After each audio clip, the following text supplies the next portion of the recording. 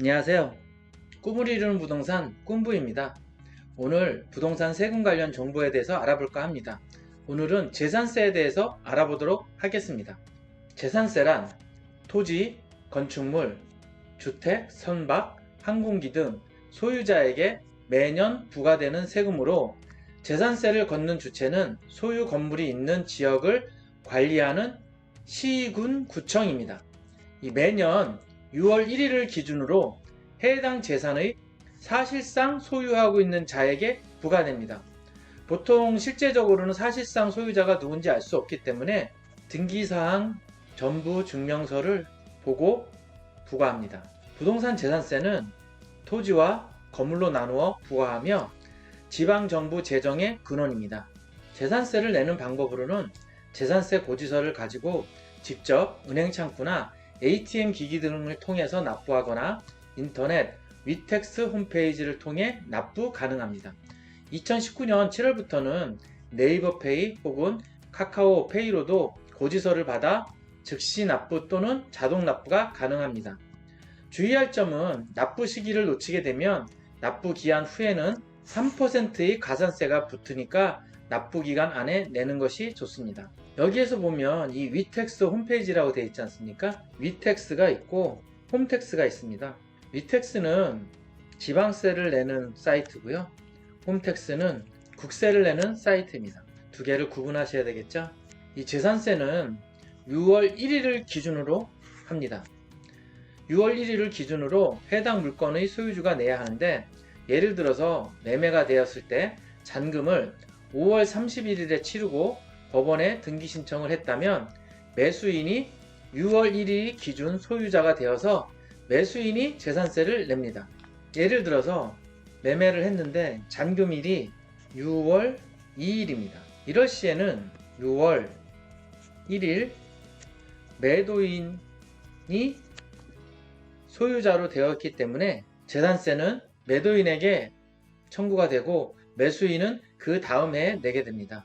실제적으로 이 재산세의 고지는 잔금일과 등기일 중 빠른 날이 소유자 기준일입니다. 그렇다면 잔금을 5월 31일에 치르고 이날이 하필이면 토요일이었습니다. 그래서 등기일을 6월 2일 날 등기 신청을 한 것입니다. 이렇게 됐을 때는 이 과세관청에서는 등기사항 전부 증명서를 보고 판단하기 때문에 6월 1일에는 매도인의 명의로 되어 있었기 때문에 매도인에게 부과가 됩니다. 그럼 매도인은 억울하겠죠. 자기는 5월 31일 날 잔금을 치렀기 때문입니다. 이때는 이 과세 기준일로부터 10일 이내에 소재지 관할 시장 군수에게 재산세 납부 의무자 변동 신고서와 계약서를 첨부해서 정정 신고하시면 됩니다. 재산세 계산 방법을 한번 살펴보겠습니다. 이 재산세는 과세표준 곱하기 세율인데요. 이 과세표준은 시가표준에 곱하기 공정시장가액 비율로 계산이 됩니다. 이 공정시장가액 비율이란 건 세금을 부과하는 기준인 과세표준을 정하기 위해 공시가격의 비율을 말합니다. 이 해당 부동산의 시세와 지방재정의 여건, 납세자의 납부 부담 등 여러 가지를 고려하여 결정하는데, 이 주택은 60%로 되어 있고요. 토지 건축물은 70%로 되어 있습니다. 재산세 세율을 한번 살펴보겠습니다. 표준 세율을 보시면요. 6천만원 이하는 0.1%이고 6천만원에서 1억 5천만원 이하는 0.15%, 3억원 초과는 0.4%입니다. 이 특례세율이라고 있는데요. 이 특례세율은 이 세금을 감면해주는 사항에 적용하는 세율이고요.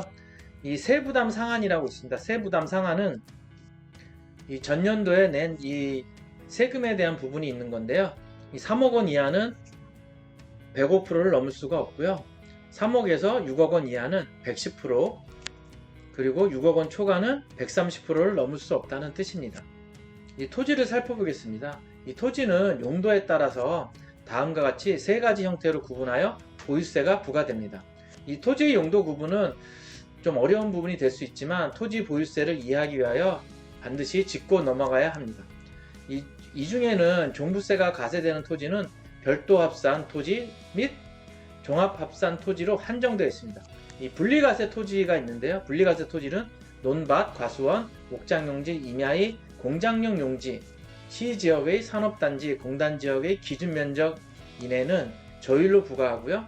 골프장이나 고급 오락장 등은 고율로 과세합니다. 이런 항목에 해당하는 토지는 다른 토지와 합산하지 않고 별도의 세율로 분리하여 과세하고 종부세를 적용하지 않습니다. 이 사치성 토지는 이미 고율로 세금을 내고 있어 종부세를 추가하지는 않습니다.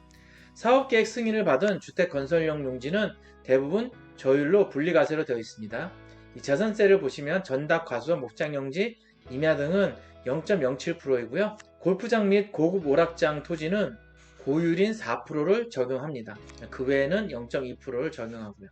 이 별도 합산 토지는 공장, 공장용 건축물 부속토지나 영업용 건축물 부속토지, 그리고 자동차 운전학원용 토지 등 일정한 것을 모아서 과세합니다.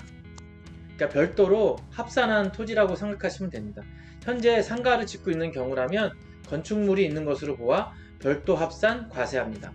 이렇게 상가 부속 토지 등 별도 합산 토지는 공시지가 기준으로 80억 원을 초과해야 종부세를 부과합니다.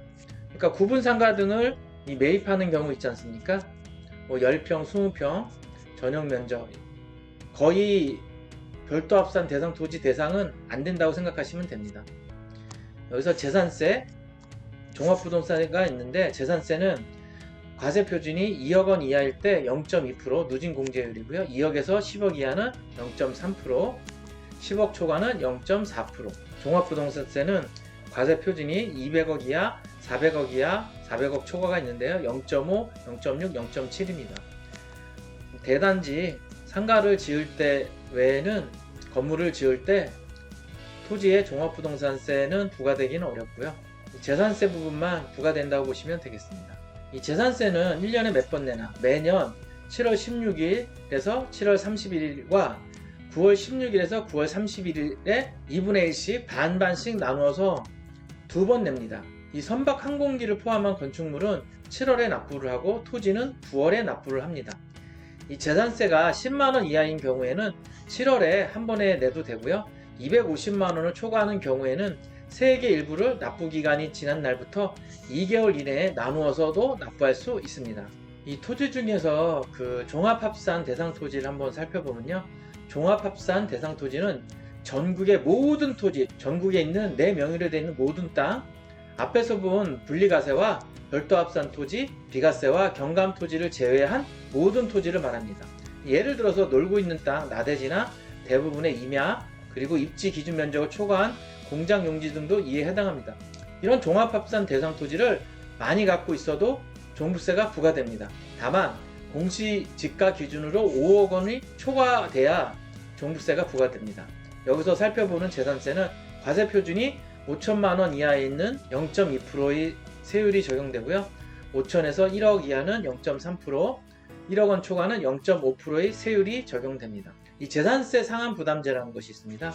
이 재산세 상한 부담제는 올해 재산세액을 계산한 결과 전년도 재산세액에 비해 많이 늘어났다면 전년도의 계산세액의 일정 규모를 초과해서 거둘 수 없습니다. 앞에서 잠깐 설명드렸었는데요.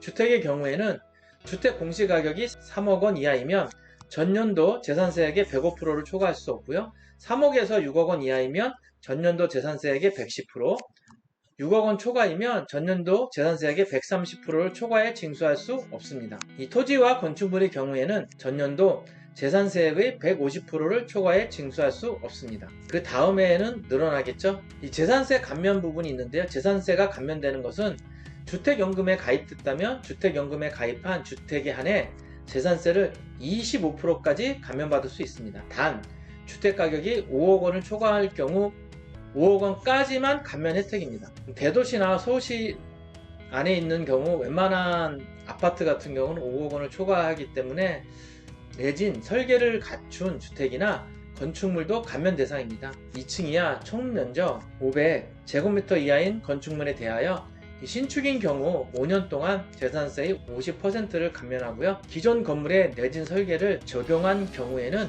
5년 동안 전액 감면받는데 자세한 건 구청 건축과에 꼭 문의를 하셔야 합니다. 주택 임대사업자 등록을 통해서도 감면이 가능합니다. 근데 지금은 많이 혜택이 줄어들었는데요. 2020년 8월 18일 이후 등록분부터는 장기임대만 가능합니다. 장기임대 10년이죠. 2024년 12월 31일까지 전용 면적에 따라 50%에서 100%까지 재산세 감면이 가능합니다. 그러면 2025년부터는 이 감면 혜택도 없어진다는 뜻입니다. 이 임대주택 재산세 감면 조건을 조금 살펴보겠습니다. 이 적용주택은 전용 면적 85제곱미터 이하인 공동주택과 오피스텔입니다. 2020년 8월 10일 이후는 아파트는 등록이 안 되기 때문에 아파트는 제외입니다. 그 전에 아파트는 가능한 거고요. 만약에 장기를 두셨다면 아직까지는 기간이 남아 있습니다. 이 가액 요건은 기준이 이제 수도권은 6억 이하고요. 수도권 외의 지역은 3억 이하의 조건을 맞춰야 되고요. 오피스텔의 가액 요건은 시가 표준의 수도권은 4억 이하, 외의 지역은 2억 이하여야 됩니다. 지방자치단체에 임대주택으로 등록이 되어 있어야 되고요. 세무서, 사업자 등록이 당연히 되어 있어야 되고요. 또 증액 5%를 지켜야 합니다.